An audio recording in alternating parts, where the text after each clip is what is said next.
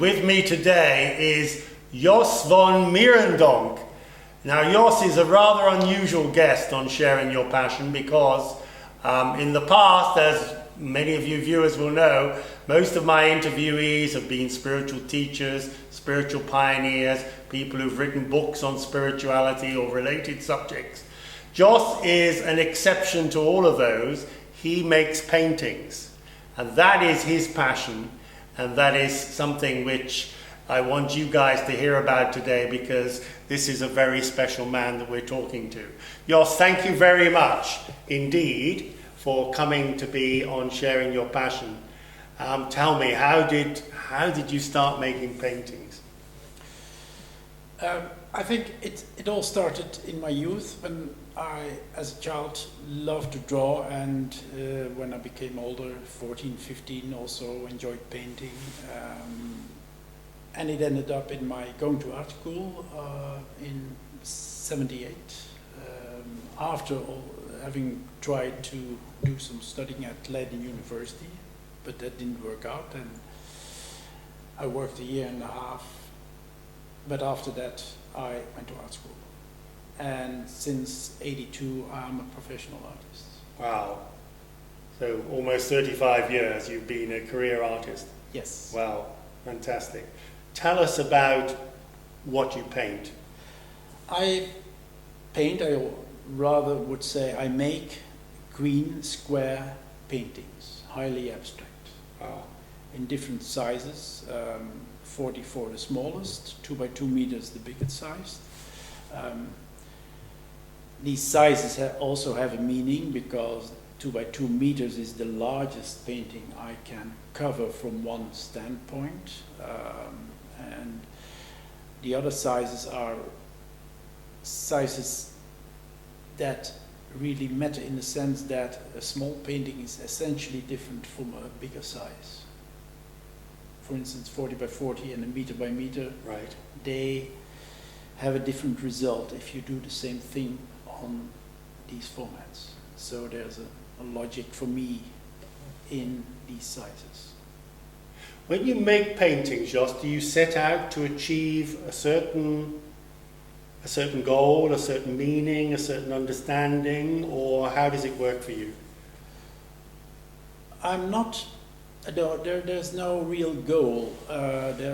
You might rather say that there's a starting point, and there's a process that I decide to follow in making this particular painting that I am working on.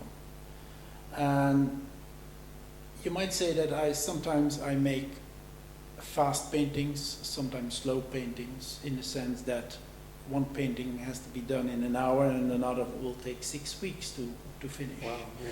And they end up having totally different characters.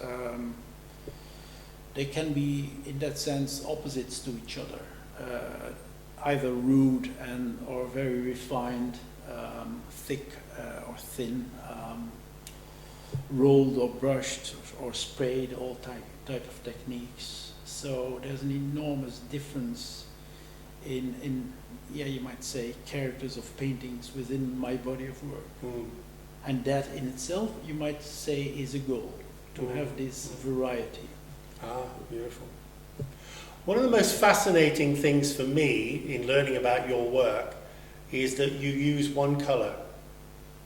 Yes, that Chrome dioxide or chrome oxide green. Chromium oxide green, exactly. Yes. Yes. Tell us about that. Well, in the 80s, I still worked with all kinds of colors, but that kind of didn't work for me. I ended up making paintings that were rather colorful, not extremely colorful, obviously, but rather colorful, and people liked them because of this use of color. Whereas I used these different colors in a certain way that didn't want to be beautiful or nice. So I thought, this is not going to work for me. So I skipped all these other colors and only used this, from then on, only used this chromium oxide green, which is a very dull kind of green, but has some qualities that I liked. It's a very thick, stable, well-covering color and pigment. Just to give people an idea of what sort of green you mean, this is the sort of green that you might find on a table tennis table or a tennis court. Yes. That sort of green. Or lampposts, bridges. It's once described as an industrial kind of green. Yes. Yeah. It's not the sparkling green that you'll find in nature at this moment of the year. No. So why did you abandon the other colours? Because they showed things that I didn't want to talk about or show in my paintings. So it was doing away with things that functioned in a way that I didn't want them to function. Right. It made things simpler as well, I think, in the positive sense. Yes. Yeah. What have been your influences? What has been your inspiration in terms of people in your life, maybe in your early childhood or later, that have, if you like, have there been such people that have... Yes, I think you could say that. I come from a Roman Catholic background, so I've been looking at churches and religious art in my youth a lot. Because it was around, I had in my family, a few uncles who were priests, and I went to stay with them for weeks in summer, and I enjoyed being around them, and they were an inspiration, but also this whole Catholic world with the images around, the architecture. And apart from that, I think that I also learned how to look at things, mainly also architecture and craftsmanship, by my father, who was a craftsman himself. So they were definitely inspirations. But I was also inspired by the modern art I got to know when I was in my teens and in the Dutch museums, all the classics and all the modern classics, basically. That I thought, well, I found that so interesting that I was standing in front of paintings by, for instance, Willem de Koning or Jan Schoonhoven,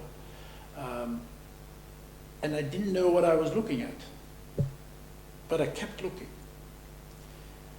And I was always fascinated by this idea that something that you don't understand, you can't grasp,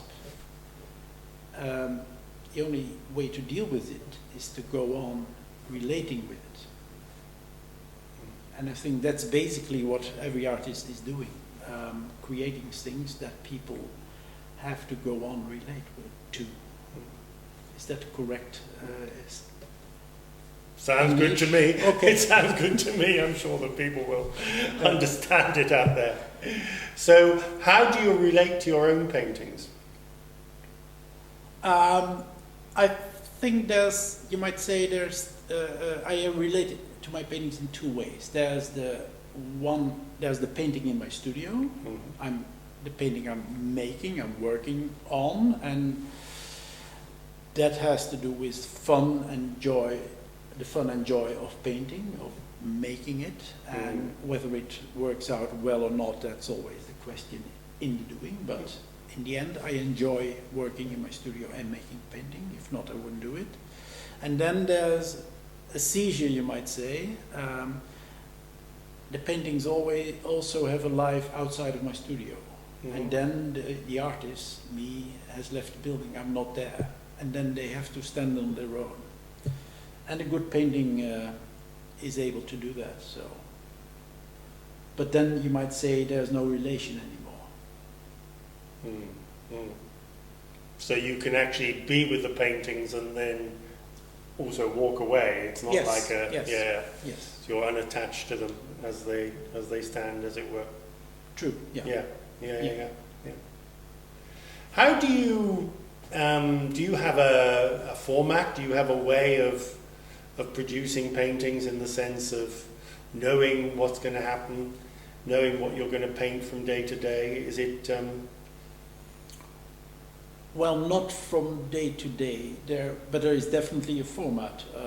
Ever since I left art school, I kind of have a format in the sense that there's a basic drawing that you'll find in every work I did ever since. Mm-hmm. So that this basic drawing, you might say, is a floor plan for all my paintings. Mm. And it can be worked out, worked over, scratched away, or cut up in every which way imaginable. Mm. And that is basically my way of working. But it's hard to tell what I'm be doing in half a year's time. Now, you've been compared to Bartleby, one of the characters in Herman Melville's book. Tell us about that.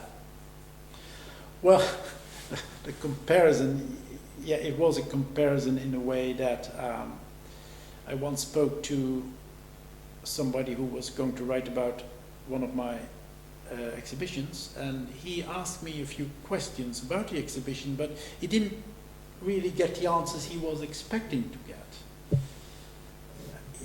Because he asked, what are you doing in this painting? I said, for instance, well, I do fast paintings and very slow paintings and thick and thin paintings. And this was an answer he really couldn't deal with at the time. Uh-huh. And after these answers, in this very short dialogue that we had together, he came up with this figure, this protagonist of Melville, Bartleby, the great denier, so to speak. Mm. The man who said, I prefer not to. I prefer not to, and I kind of like that. I found that a very interesting text that he wrote, yeah. Oh. Yeah. Oh. Do you see yourself the same way? In the sense that I'm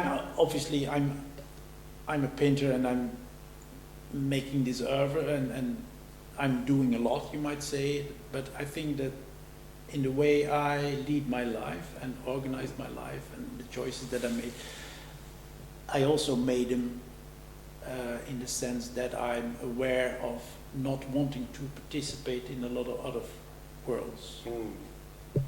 Mm. I like the comparison. Let's keep it at that. Yeah, very good. Excellent. Do you feel that there's, do you have an inclination of, if you like, a higher perspective, any sort of bigger picture around what you do? What is the sort of deeper meaning of what you do? Do you have anything of that sort? I do not have a deeper meaning. Let us say, if I would have had a deeper meaning, then I would have, that sounds like having a goal to work to, and that I don't believe in. So I have no deeper meaning in that sense. That doesn't mean that I would deny a possibility of my work having a deeper meaning in the end. Or to others, maybe. So to others, that's true. But you might say, I'm trying to keep things small, but it runs for a long time, so that in the end it's becoming a vast oeuvre, so to speak. Yeah. And how it works and functions in a deeper meaning, or in the context of a possible deeper meaning, I don't know. It's hard to tell or say something about it when you're the one who makes the things, rather than perceive them afterwards.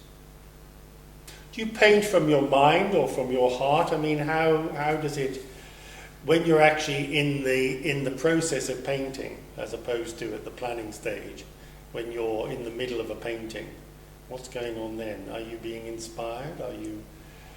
I think that the mind plays a large part, a very large part, because the mind has to filter everything, every passion or heartfelt ideas to make it work on the canvas. It's a filter. It's a translation that has to take place. So that the idea of retrospection is probably more important than just passion or expression. You seem to be very, very dedicated and very committed to what you do, which I think is, wonderful.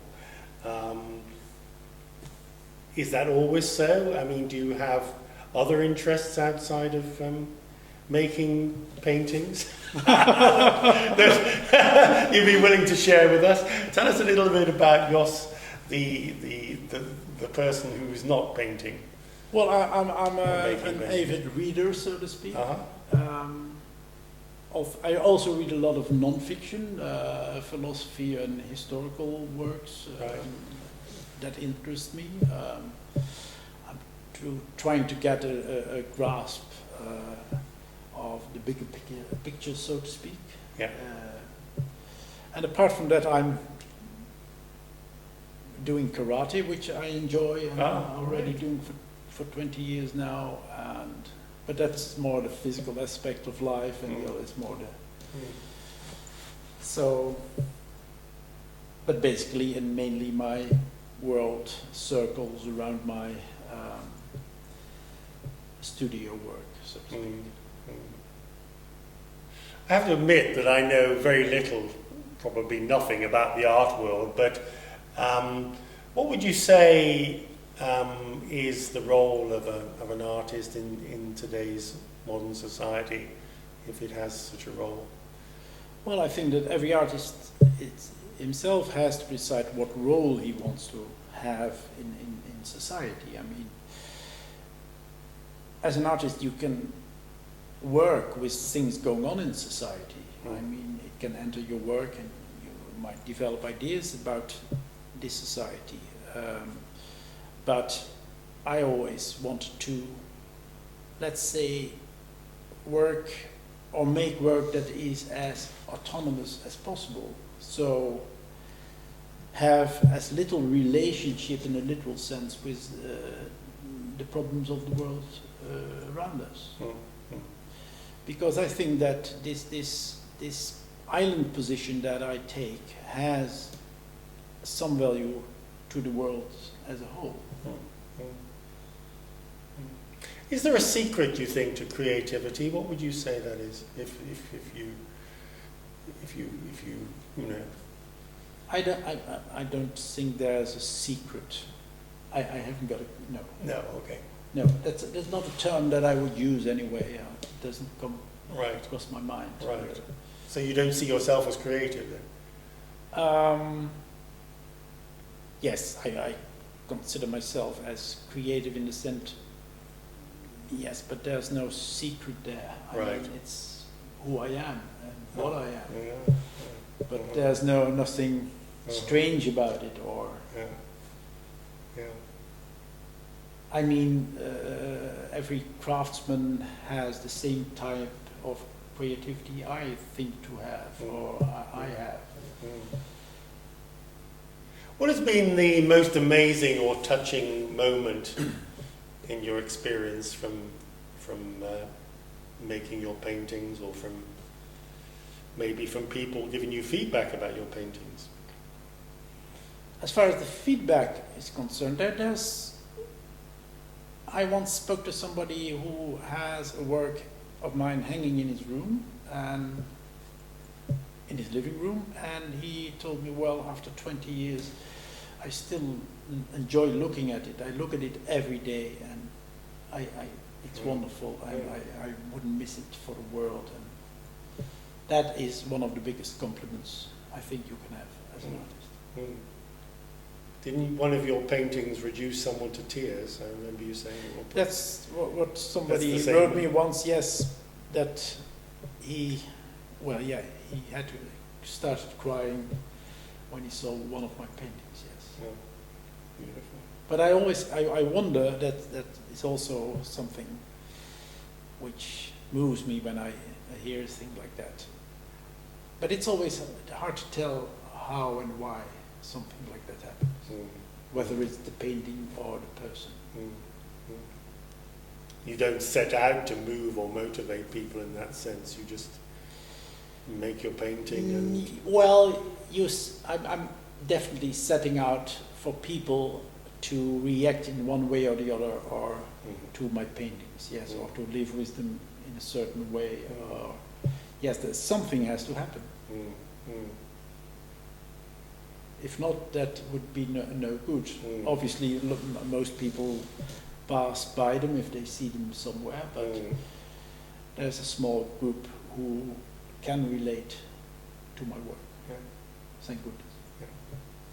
And what sort of feedback do you get from the experts? Because I understand you've exhibited at many galleries in Holland, Germany, France, Switzerland. Well, the feedback depends on. My work is, in a sense, very specific. It's also by people who work in the field. It's how do you say that? It's put in a certain room with other art, paintings and other artists, and there's people who are interested in this type of work, and a lot of people who are not. So the reactions are totally different between these two groups. But there's a small group who is really interested and estimates my work. So, and if not, I mean, then if there wouldn't have been any positive reactions, or at least a few, then might have stopped 20 years ago. So I don't know. But. You talked earlier about the joy and the fun in what you do. Tell us a bit more about that. Well, it's the joy and fun that I hope every craftsman has. It's if you have a plan. If I have a plan to do a certain type of painting and it works out well, then this is, of course, a great joy. But also just to draw, actually drawing and painting, the working with the material, that I think it's something I wouldn't miss. And sometimes you even leave the materials in the paint, is that right? Yes. Tell us about that. I think you're probably referring to some cardboard that I used to put a layer of paint on a canvas, and then I put the cardboard in as well. Right. Yes. Yes. Yeah. It's kind of it shows something of the process, Yeah. so it has meaning. Beautiful. Now, for those of you who may be thinking, well, I'd love to see some of Jos's paintings, there are two very good videos on Vimeo, the website there. One of Jos painting a wall, which is quite fascinating, but another one with him in his studio and showing all the paintings of that time, certainly. That was 3 years ago, wasn't it? I think, in your studio.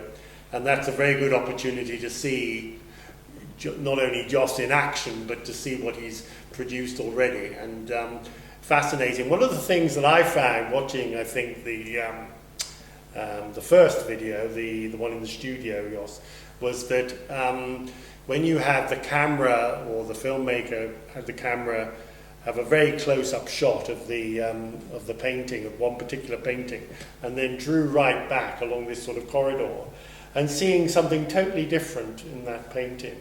It's almost like from different angles the perspective changes so much. Now this may seem like obvious to you, but you know, that struck me as being very striking. So would you comment on that? Well, I think that although my work, I always conceive of my work as being quite simple. But this obviously is not, in the end, not the case. So I think that you're referring to one of these sprayed paintings, and yes, if you see them up close, then you see a certain world that is very highly detailed, you might say. And then if you move away, then in the end you only look at the structure that's there. So this double information, that is something that you'll come across in my work a lot. There's always something else going on there. Yeah. Is there something that I mean, you say there's no goal, but is there something that you have as a dream? Do you have a dream in terms of something that you haven't yet done that you would like to do? Painting or otherwise? No, well, I have a dream. I think that between now and 10 years, a large exhibition of my work, rather I would say of my oeuvre, so that the complexity of it all would be visible.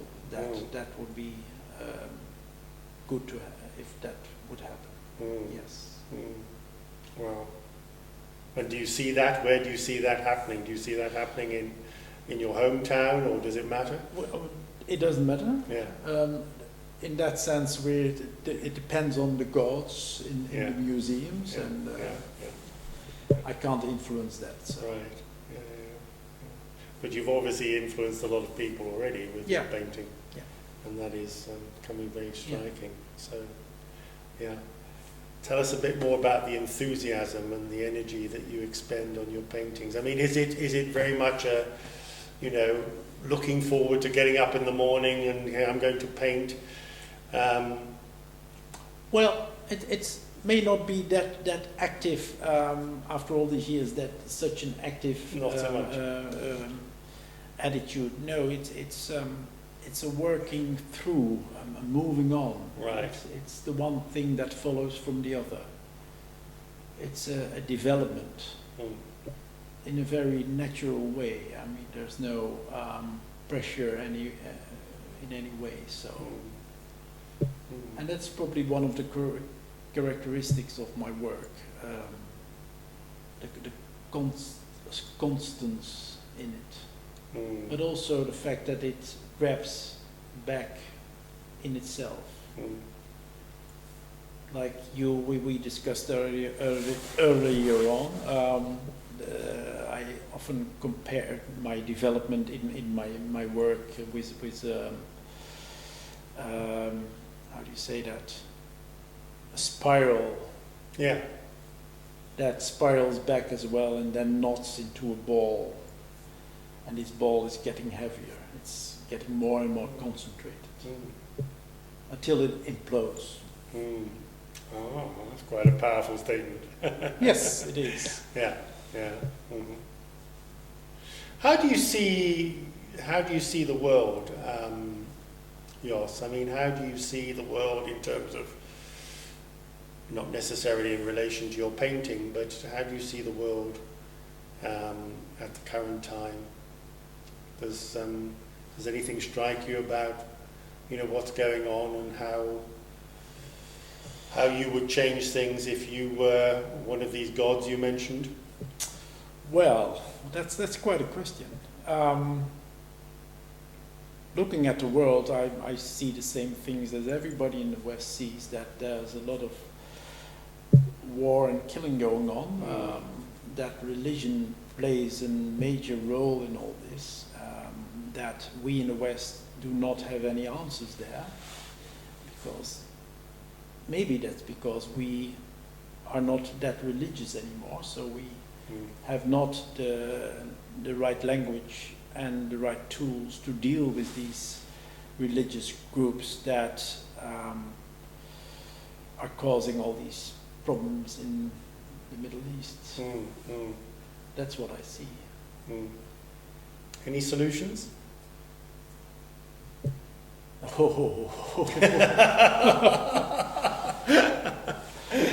No, I don't have any solutions. I think what would help is that the media and people that express themselves in the media would be clearer in using certain terms. I mean, nowadays there's a lot of terms used, like, for instance, the people, het volk, and the one political group uses this term with a certain meaning, and a certain newspaper, for instance, uses the same term but has a different meaning. And this is not good for the communication about these troubled words, which they already are. people talking about de-Islam, or what is that? What are we talking about? Yeah. I think that's the first thing that we can do, is make the terms that we use clear to each other before we start talking and shouting. Is there anything that I haven't asked you? Is there anything that you would like to tell us about yourself or about your work that you feel that would be valuable for people to know? That is also a difficult question after the last one, which was...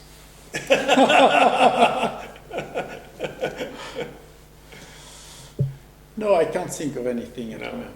Okay. How about you tell us, I mean, what would be your advice to someone starting out, you know, who wants to be someone like you, who wants to paint as a career, maybe an 18-year-old or 22-year-old or whatever age at art school, or even trying to get into art school?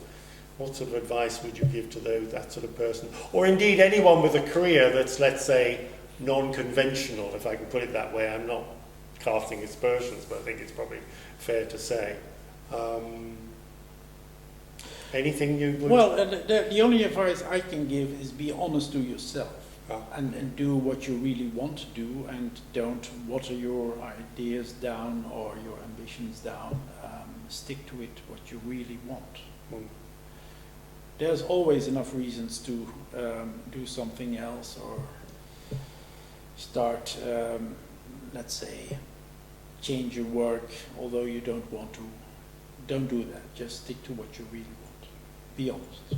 Beautiful. Honesty is probably the main qualities an artist should have. Beautiful. Jos van Merendonk, thank you very, very much indeed for being with me today. It's been a great pleasure, and lovely to hear from you, and lovely to see you. And yeah, ladies and gentlemen, at the end of the video you'll see a reference to Jos's website if you want to look at more of, find out more about him, look at some of his work, and also those 2 Vimeo videos I mentioned. Do have a look at those. And thank you very much for watching. Thank you again, Jos. And yeah, see you next time. Thanks very much for watching, sharing your passion.